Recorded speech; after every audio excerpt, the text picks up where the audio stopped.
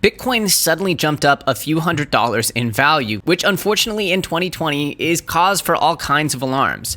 One analyst thinks he understands exactly why this happens. But more importantly than all of that is some progress, potentially for the first time in months, on an actual stimulus bill, which, if you're following the channel, you know I believe is the number one factor in understanding how high and how fast the altcoin markets can soar. I'm going to keep talking about why I believe this is the case, and we're going to review some of the most important news from across the crypto space. So if you guys are excited for this episode, do me a favor, you know the drill, smash that like button and let's begin. Also, at the end of the episode, we're going to be giving away a Ledger Nano S, but don't forget that each and every comment on this video is entered to win on the next giveaway. But remember, the giveaway is only for subscribers, so I encourage you to subscribe if you want to be eligible for the giveaway. First things first, we have some macro analysis. The NASDAQ is up slightly, pretty much just right above its prior close. But we also have Dixie over here, at least not having an insanely green day, slightly below its close of yesterday, an ever so slight red candle in what has been a pretty bullish last few days for Dixie. You can see here that breakout of this trend line that got retested here ended up proving pretty bullish for DXY, which is of course the US dollar currency index, in essence the strength of the US dollar. And when the US dollar is stronger, things that trade against it, like everything, tends to weaken. In other news, we also have Bitcoin dominance pulling back a little bit. We saw we had this channel which was this descending channel, which got broken, and apparently this breakout was pretty significant. Dominance is a very interesting chart, as it seems as though it shouldn't really hold, given that altcoins are a combination of so many different markets, but it still seems to play out in a pretty significant way sometimes. So again, dominance, it's not a law or anything, but it's interesting just to take this into account. Bitcoin, which was looking extremely weak, down at about 10.3, popped up suddenly all the way up to 10.7 and is now hovering and looks like it's losing a little bit of steam now, down to about 10.6. We'll get to a TA interpretation of what's happening here, but first, I think it's really important that we talk about what I think of as the number one issue in this entire crypto and altcoin-fueled, DeFi-fueled bull run, which is of course stimulus. And for the first time in what feels like months, House Democrats are now considering a newer, smaller relief package. House Democrats are likely to release a smaller coronavirus release package sometime next week if they don't agree to deal with Republicans before then, according to a report from Tax Notes on Thursday. The new relief package will amount to $2.4 trillion. Now, personally, I think this is a little high because essentially you have the Problem Solvers Caucus, which had gotten to that 1.5 plus 5, which kind of is like a $2 trillion bill, and that could have gotten some bipartisan support. But on the other side, you have Republicans literally submitting $500 billion or $300 billion relief packages. So there's like an ocean to cross there. I think this $2.4 trillion bill is pushing it a little bit, and I don't really know whether the goal here is to actually reach an agreement or just to keep with this stiff negotiation tactics that essentially Pelosi has been running with. With mounting pressure to help small businesses by extending the PPP, the Paycheck Protection Program, several Democrats have pushed for a compromise with the Republicans in order to pass more fiscal stimulus. House Majority Leader Steny Hoyer told reporters that the best way forward is to get an alternative bill sent to the Senate that is a compromise. Lawmakers have been deadlocked for months over the next round of stimulus, with negotiations between Treasury Secretary Steve Mnuchin, White House Chief of Staff Mark Meadows, and Democratic House Speaker Nancy Pelosi at a stalemate. And so, as I understood, the goal was first to get this to essentially the White House, the administration, get them to stamp it, and have essentially House Democrats and the administration working together to reach a bill that would essentially have sort of a top-level Republican sign-off and a bottom-level Democratic sign-off, and they could sort of work towards the center, which is getting essentially the Senate to approve it, which is dominated by Republicans. The Trump administration and the Senate GOP have advocated for a smaller bill that would provide between $1 and $1.5 trillion in new aid, while Democrats have insisted on a larger package worth more than $2 trillion. In their most recent move, however, Senate Republicans earlier this month tried and failed to pass a pared-down $300 billion bill. And according to the Ways and Means Committee member and Deputy Whip Daniel Kildee, Democrats plan to negotiate with Republicans until the end of next week, but if that doesn't lead to an agreement, House Democrats will put forward their own smaller bill. So essentially what they're saying is that they're going to try to negotiate, but if we can't reach anything, the Democrats are just going to put their $2.4 trillion bill. I still think that's a little bit high, as you have this gap between essentially 1.5 trillion and 2.4 trillion. Now, if they could meet in the middle there at 1.9 or 2, I believe a deal could get done. But I think that 2.4 might be shooting a little bit high here. Regardless, the desire to put a bill on the floor is a significant amount of progress, more than we've had over the last several months. And I believe that even the sentiment switch that would come with a bill being considered, voted upon, or potentially making its way through Congress would lead right back to a bit of a euphoria moment here in crypto land. I also believe that this altcoin cool-off was very necessary. Box Mining had a tweet this morning that I think was actually really good. And I'm going to talk a little bit about the state of altcoins at the end of this video, so you're definitely going to want to hang around till the end. Mark Cuban chimed in that his plan would essentially be a $1,000 stimulus check every 2 weeks for the next 2 months, so essentially $4,000 in stimulus to every American. Regardless, any form of stimulus would be nice, but I believe that the type of stimulus that flooded the economy back in March would of course lead to more excitement in the altcoin space, the NASDAQ, the investment markets, for at least another leg before we have to face the music, or of course, what most likely will happen is pass another stimulus bill. Moving over to Bitcoin, we have one analyst, Matty Greenspan, saying that what's happening here is a short squeeze. Matty gets interviewed a lot in crypto land. He's a very well-known technical analyst. And so I went into this article that I think is pretty interesting, and it talks about $1 billion in Bitcoin options expiring Friday. And here's what it means. Essentially, many of the Bitcoin options contracts set to expire are between $11,000 and $12,000, well above Bitcoin's current price. So essentially, this article argues that there's a push to get the price back towards what those options expiries are. Of course, some options don't require you to buy that Bitcoin. Some, like futures contracts, do require you to buy those options. And essentially, if the price is below what you bought your futures contract at, you lose money. So essentially, there's a belief that this could drive the price action back up towards that 11 to 12K level in anticipation of tomorrow's close. If that does happen, that would give quite a lot of validity to the futures expiry and what the impact of those futures have on the market, but we'll have to wait and see what that is. I did find it kind of funny that after this entire article, they said, well, it could actually have the effect of driving the price up, driving the price down, or nothing at all. So there's that. And Polkadot Substrate 2.0 now integrates oracles at a protocol level. I think this is a very important step forward, as to me, an oracle essentially taking off-chain data and feeding it into smart contracts is something that is just like oxygen. You need it to breathe. No smart contract, especially no DeFi application, and increasingly any smart contract that really has any kind of real-world implications can function without off-chain data. I mean, data doesn't grow on chains here.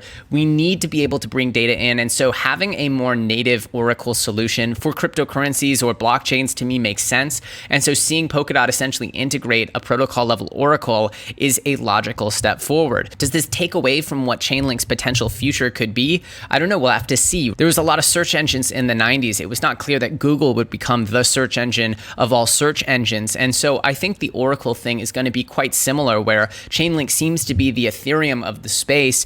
But then again, getting off-chain data, in some cases, you'll want many sources of off-chain data. So this is pretty interesting to see. And I'll expect for more and more blockchains to start thinking about integrating Oracle solutions at a more foundational level. And who knows, maybe Chainlink will be integral in these integrations, but we'll just have to see. At any rate, this is very interesting. I think it's a good step forward. And let's not forget that compared to pretty much every other asset class, Bitcoin is still the highest performing asset with 44% gains year to date. That beats out crude oil, the dollar, S&P 500, treasuries, NASDAQ, and gold, despite the wild time that the NASDAQ has had. Obviously, there are some stocks within the NASDAQ that have outperformed Bitcoin, but who's counting?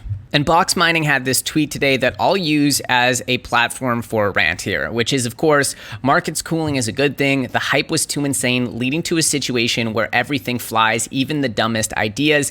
Now we have time to breathe and re-engage. To be honest, as someone who's spent the last 3 years focusing on building a product that actually has the potential to connect with real-world users, it's a little disheartening to see essentially an anonymous dev team fork a bit of code, put an emoji as their logo, go and essentially get the same type of attention that teams that have been working for years to actually bridge the gap and create real value, that they're getting the same attention as those teams. And that's okay, right? It's a free market. The market's always right and all that, but it is cause for concern when toast and hot dog and bread are getting hundreds of millions of dollars in valuation. And it's pretty much a sign that, to me, a local top, whether it's the top or the top of that small cycle, whatever it was, to me, that was the thing that made me feel like the top was kind of in for that little move. I believe that there's another leg to this bull run. I believe that this DeFi 2020 bull run will have another chapter, and I believe it'll largely be based on stimulus. And again, in that climate, that's kind of why you're seeing anything fly, because this isn't like the consequence of Bitcoin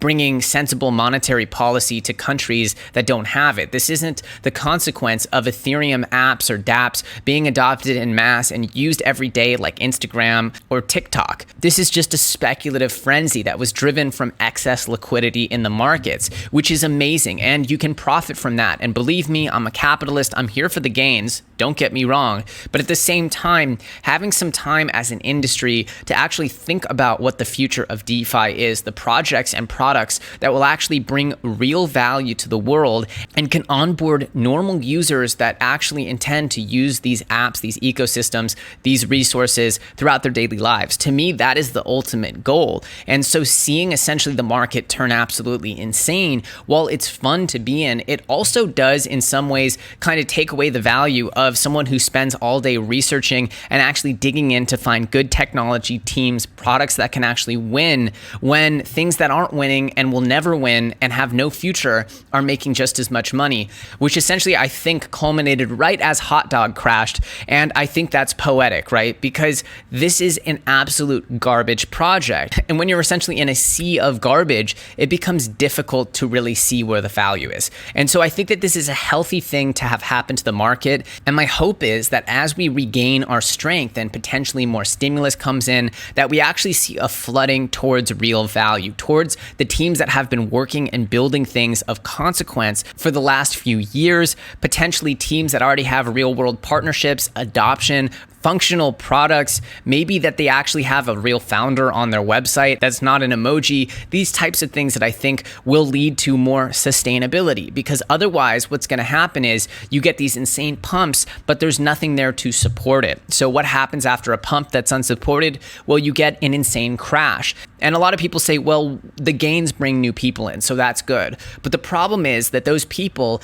get absolutely crushed because they think that you can throw a dart and make money, and then after they make a lot of money, they get more and more risky, the market dumps, they lose it all. Those people are no longer new active users. They're people who never want to come back to crypto because they think it's a scam. And so that's the type of behavior that's really not long-term and sustainable for the industry. In the end, we still don't have massive user adoption, and that should be the number one metric that we're looking for. Remember that a network is valued by the amount of users inside of it. That is Metcalfe's law. So the more users, the more value. That simple. So creating an even more degenerate and deflationary and designed to pump token is not what the world needs. We need products and services that people rely on. And I hope you guys enjoy that message and realize this isn't me being bearish. This is me invested in a future where Bitcoin cryptocurrencies actually go mainstream, and that is extremely bullish for everyone who's most likely watching this video. Again, it's a great time to be in cryptocurrency, and I believe that this calm is a great time to be accumulating good projects, because those good projects, I believe, are going to go absolutely nuts as soon as we get that next round of stimulus, which I believe, even if it doesn't come before the election, is coming. So DCAing into good projects over the next month, 2 months, 3 months, until we inevitably get a new spending bill, I think that could lead to what I believe of as a huge opportunity. Say you have $10,000 in the market. If that 10x's, for a lot of people, $100,000 is a significant nest egg.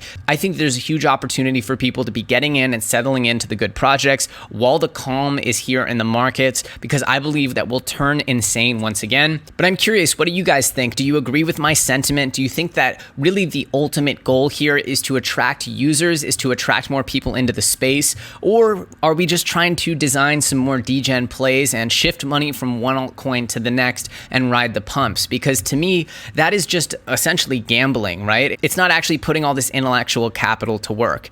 But then again, who knows? You know, the community is the community. The market's always right. I try to stay unemotional about this stuff, but I do care about the long-term vision for this industry. And I hope that my perspective is helping you out.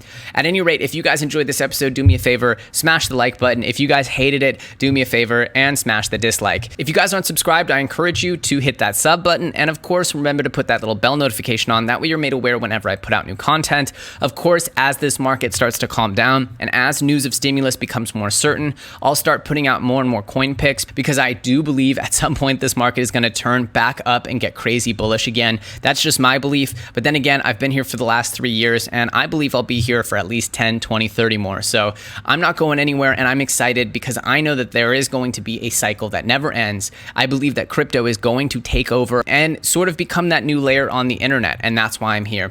Anyway, I hope you guys enjoyed this. My name's Elio Trades. You can follow me on Twitter or join my Telegram. The links for both of those are in the description, and I'll see you very soon on the next episode. For the Ledger Nano S giveaway, we're just going to generate a number 2 videos, 1, 2. We'll go ahead and generate a comment here. Pick a random comment. Of course, remember, you have to be a subscriber. And let's pick a winner.